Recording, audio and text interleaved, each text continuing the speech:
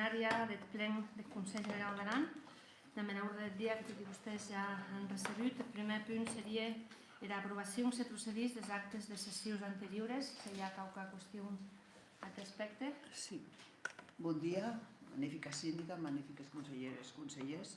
Sí, vam aprovar-les, però en la primera acta de 14 de l'11 hi ha en totes les propostes l'error d'escrit 13 consellers, són 11. El número hi ven, més totes les propostes, el total i 13 no hi ha 13. No hi ha 13. D'acord, doncs esmenat a l'espunt podríem dar per aprovades per assentiment les actes. Passaríem al punt número 2, que és de ballar cunde dels decrets de sindicatura. Si hi ha qualque qüestió al respecte. No. Punt número 3, ballar cunde de resolucions delegades de la Conselleria de Territori, Paisatge i Canvi Climàtic. Tampoc. Punt número 3 seria ballar cunde dels acords del Consell de Govern. D'acord. D'acord, doncs passam al punt número 5, que hi ha l'aprovació se procedís de l'aplicació de l'increment retributiu del 2,5% entre personal del sector públic del Consell General d'Aran en l'exercici 2025. Com ben saben, aquesta és la qüestió que arriba del decret estatal publicat en BOE, per tant, senzillament hi ha aprovació de tràmit per dar compliment a l'aguest decret. Sí, d'acord. Donc, daríem també aprovat per assentiment aquest punt. El punt número 6 és la cunde de l'informe 9/2025 de la Sindicatura de Cundes de Catalunya relatiu al cunde general de les corporacions locals de l'exercici 2023. En aquest punt li passaria la paraula a la intervenció del Consell General. Com ja sabeu, cada any la Sindicatura de Comptes elabora informes sobre els comptes dels ens locals dels exercicis anteriors. Com a cada any, afortunadament, no hi ha res a ressaltar del Consell General d'Aran. D'acord, moltes gràcies. Cap qüestió? D'acord. Donc, gràcies. Passàvem al punt número 3, relatiu a la informació de govern. En aquest sens li passaria en primer lloc la paraula al magnífic senyor Josep Canut, conseller de Turisme i Promoció Econòmica, en la valoració d'aquesta temporada turística dels dies de Nadal.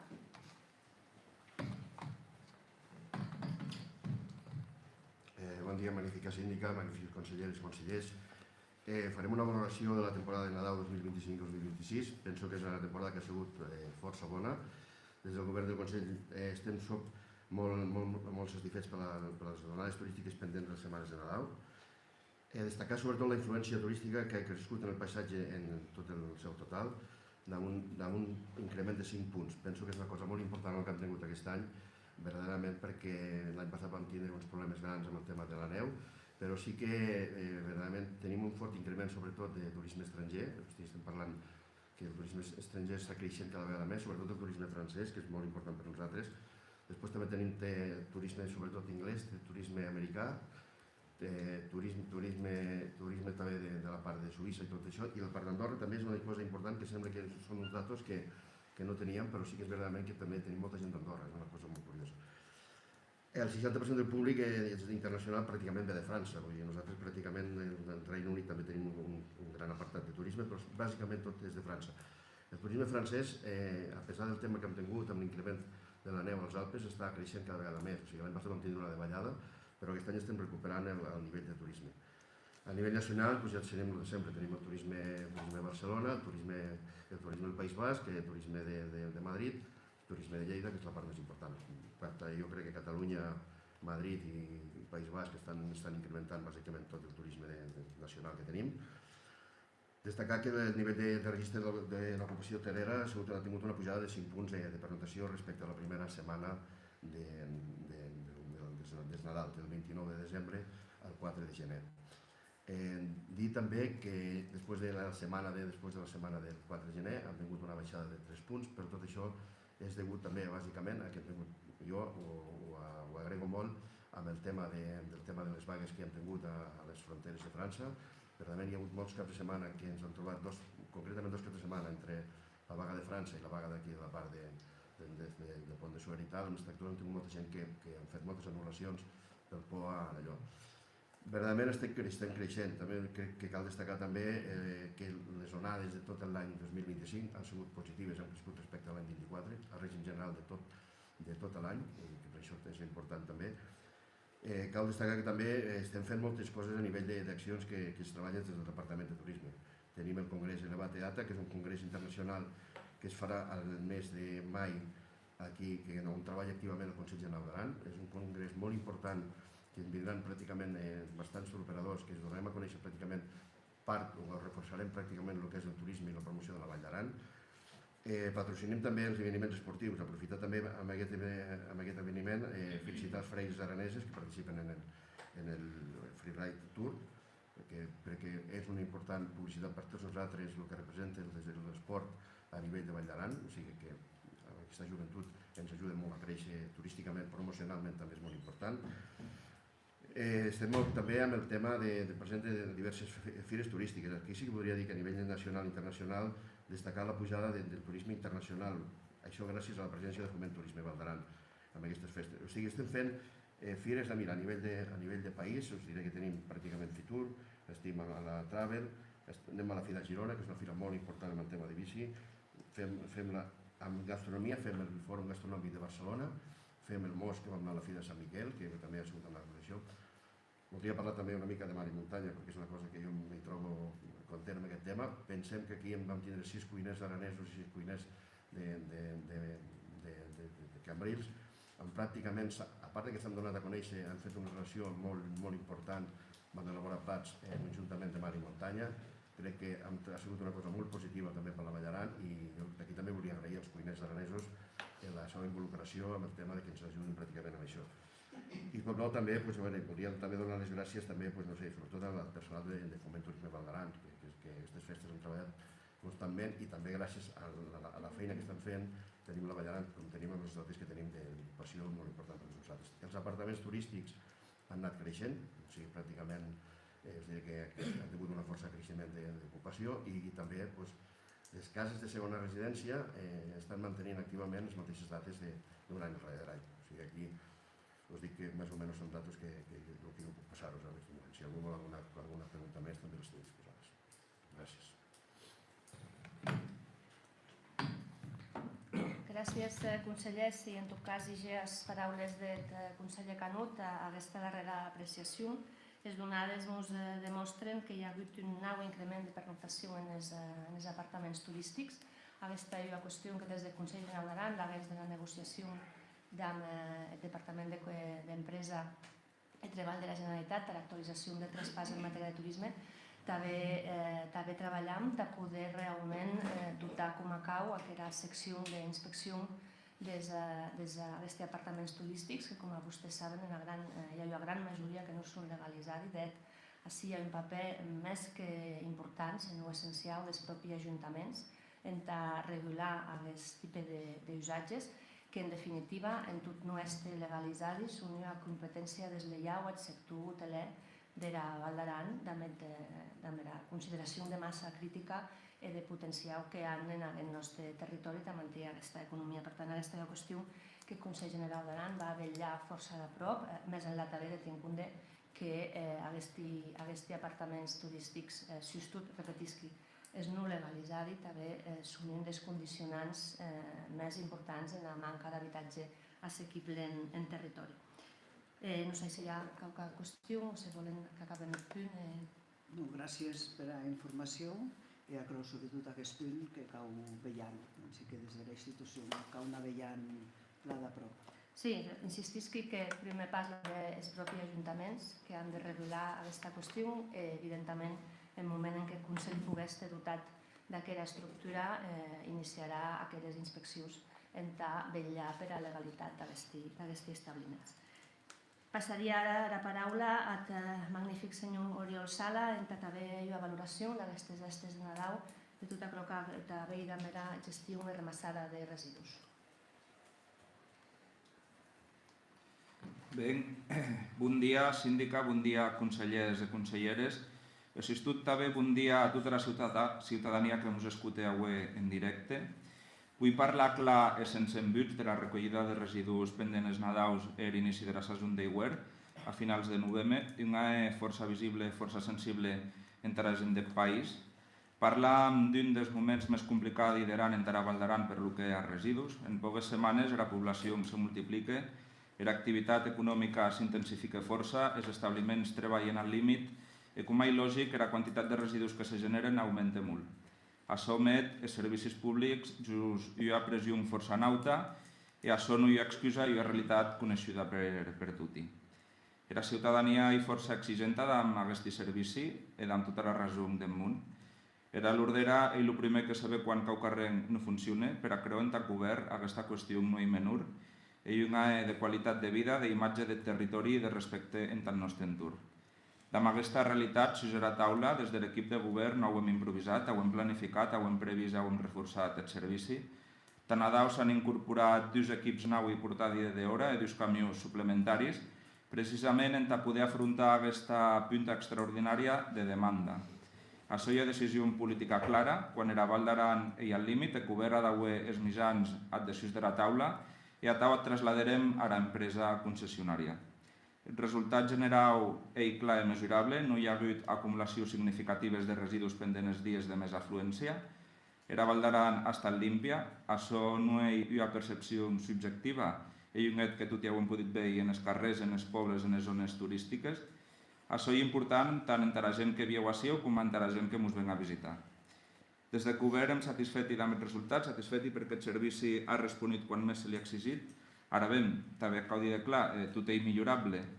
No tot és un fracàs quan hi ha incidència puntual, era responsabilitat política i explicar el que passa, assumir i també resoldre. El que ha passat és que a començaments d'any hem patit averies molt greus en 4 de 5 camions de recollida. Això afecta cap servici en qualque moments força concrets hi ha hagut acumulacions, no se pot negar, perquè negar la realitat tampoc és governar. I ara bé, això que defineix un govern és com actua quan hi ha un problema, i així hi ha on el govern ha respost. Totes les acumulacions se resolveren en menys de 24 hores gràcies al reforç immediat del servici i al sistema de recollida porta a porta en funcionament després del mes de març de l'any passat. Aquest Nadal ha estat la primera gran prova real de porta a porta en una campanya amb força afluència de gent, com ens ha explicat el conseller Canut. No parlam de teoria, parlam de pràctica. Això ha volut dir de doblar turns, reorganitzar equips i un esforç força important en arribar al màxim nombre possible d'establiments en temps i forma. És cert que hi ha hagut dies amb retard i qualque incidència concreta. Les assumim, no les amagam, més no acceptam el relat catastrofista. Quan un servici respon en condicions força complicades, amb averies importants i amb un volum extraordinari de residus, el més honest és reconèixer el treball i millorar això que no ha anat fin, que era la via de camí. Vull reconèixer clarament el treball dels treballadors i les treballadores de la recollida de residus en Val d'Aran.